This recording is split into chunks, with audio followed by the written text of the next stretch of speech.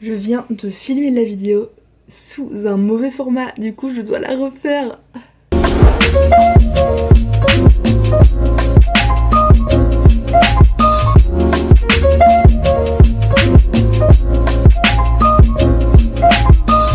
Salut toi, j'espère que tu vas bien. Aujourd'hui en fait je voulais te tourner une playlist de reggae, sauf qu'il fait hyper moche et vu que je voulais la tourner dehors, je ne vais pas la faire et à la place je vais t'expliquer comment améliorer ton anglais.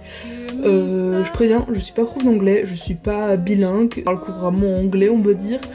Et du coup je me suis dit que ce serait cool de donner quelques petits conseils pour améliorer ton anglais.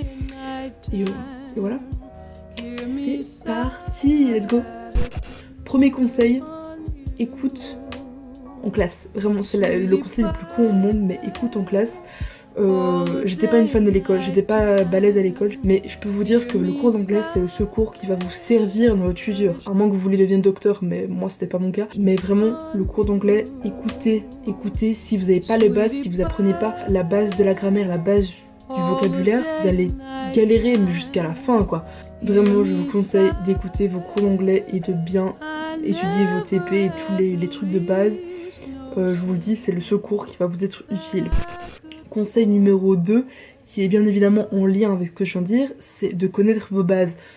Si vous voulez améliorer votre anglais, si déjà votre anglais de base il est pourri et que vous connaissez pas les temps et le vocabulaire de base, je dis trop de fois la base, le mieux c'est d'aller sur internet, de trouver des listes de TP, des listes de vocabulaire, vous les imprimez et vous les étudiez, parce que si vous voulez apprendre une langue, il n'y a pas vraiment d'astuce miracle, il faut surtout étudier. Et aujourd'hui c'est ton jour de chance parce que j'ai une liste, en fait j'ai fait une liste de tous les mots de vocabulaire que j'ai appris depuis que je suis ici. À l'instant où tu regardes cette vidéo, j'aurais posté les screens de ma liste de vocabulaire dans ma story Instagram, donc tu peux aller voir après sur mon Insta.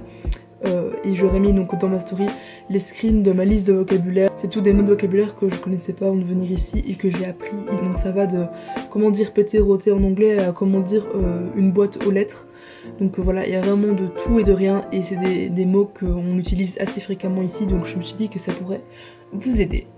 Astuce numéro 3, je l'avais déjà dit dans mon autre vidéo, la première vidéo en anglais que j'avais fait, mais c'est de regarder des films et des séries en anglais. Alors ça peut paraître con et logique, mais je vous jure que c'est un des meilleurs moyens d'apprendre une langue, c'est d'écouter, enregistrer la langue dans votre petite tête.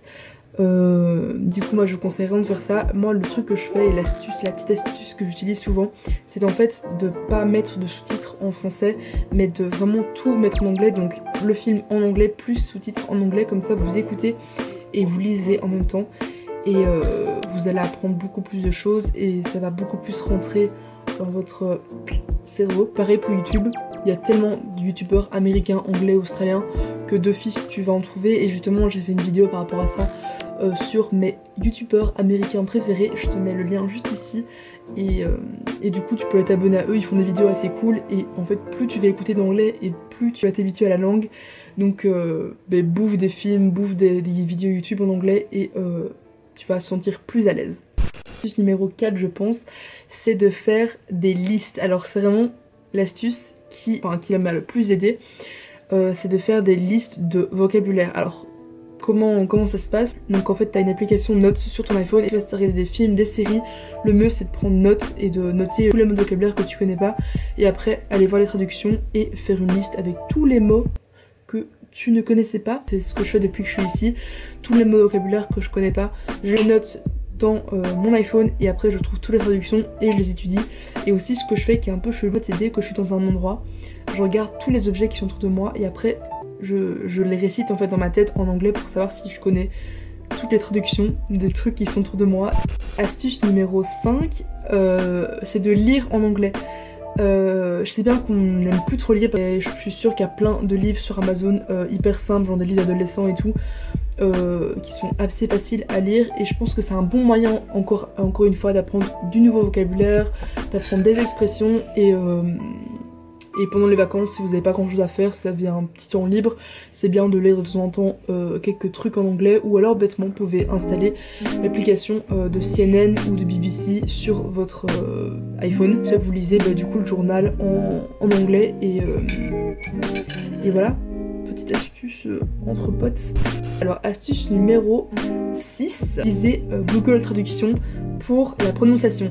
Alors vraiment je vous jure, téléchargez l'application Translation sur votre iPhone, c'est la base, j'utilise tout le temps. Et pour la prononciation, c'est vraiment le top parce que j'ai plein de textes à retenir par cœur pour mon drama et pour mes cours d'anglais. Et quand je dois le réciter devant tout le monde, il y a des mots que je sais pas prononcer. Donc ce que je fais, c'est qu'en fait sur l'application Translation, tu tapes le mot en fait dans la barre de recherche et après un petit logo avec le son juste ici sur le côté. Et du coup tu cliques, c'est comment ça se prononce. Et vraiment c'est une astuce hyper bête, mais j'utilise ça tout le temps. Il y a plein de mots que j'arrive pas à prononcer ou je sais pas du tout comment prononcer. Et ce qui est hyper cool aussi avec cette application, c'est que vous pouvez l'utiliser sans wifi. Donc si vous voulez expliquer quelque chose à quelqu'un mais vous avez oublié la traduction d'un mot, Google Traduction est ton ami. Astuce numéro 7, c'est de ne pas avoir peur de parler et parler le plus possible. Je sais bien que c'est difficile, moi il y a plein de moments où j'ai vraiment la flemme de parler en anglais parce que je sais bien qu'ils vont entendre mon accent et du coup ils vont savoir que je suis étrangère et du coup je vais devoir expliquer toute l'histoire de ma vie. Mais les gars, j'ai envie de dire qu'on va toujours avoir un accent en anglais ou même dans n'importe quelle langue, c'est normal. En fait c'est complètement normal, vous allez toujours avoir ce petit accent. Et j'ai envie de dire que les Américains, ils s'en foutent totalement que vous ayez un accent. Ils vous limite même ça mignon. Et faut pas avoir peur de parler, l'accent on s'en fout, vous êtes là pour pratiquer, vous êtes là pour parler. Et dès que vous avez l'occasion de parler anglais avec quelqu'un, ben faites-le, n'ayez pas peur. Et c'est comme ça que vous allez vous améliorer. Astuce numéro 8, alors c'est un peu pareil que l'autre, mais c'est pratiquer, pratiquer, pratiquer. Pour apprendre une langue, il n'y a pas de secret miracle. Si vous ne pratiquez pas l'anglais, si vous ne pratiquez pas la langue que vous voulez apprendre, vous allez juste tout oublier. Et après, vous allez plus avoir le courage de réétudier. Moi, vraiment, je vous conseille d'étudier au moins une fois par semaine. Je vous demande pas d'étudier tous les jours, mais au moins une fois par semaine. Et c'est cool, c'est qu'il y a des sites web sur internet que vous pouvez utiliser pour faire des petits exercices. Moi, je vous conseille Duolingo, qui est un site web super cool pour apprendre l'anglais avec des petits exercices à faire tous les jours. Et sinon il y a aussi Wallang qui est un site web belge, je pense qu'il est aussi accessible en France, avec encore une fois des petits exercices si vous voulez faire ça en plus de vos cours d'anglais. C'est assez cool comme site web, donc je vous mettrai le lien en barre d'infos. Dernier conseil, c'est de partir en échange si tu en as la possibilité. Alors je sais très bien que on n'a pas tous la chance de partir en échange parce qu'on va bien le dire, c'est pas donné. J'essaie de te tutoyer mais j'arrive pas, à chaque fois je dis vous. Si t'as l'occasion de partir 1 an, 6 mois, 3 mois, vraiment fais-le. Pour moi la meilleure façon d'apprendre la langue, c'est de faire un séjour dans le pays, c'est de passer au moins 1 mois, 2 mois et 6 mois si vous avez la possibilité. Et c'est à ce moment-là que vous allez apprendre la culture du pays, la langue, les expressions locales. Et c'est vraiment le meilleur moyen d'apprendre vraiment la langue en profondeur.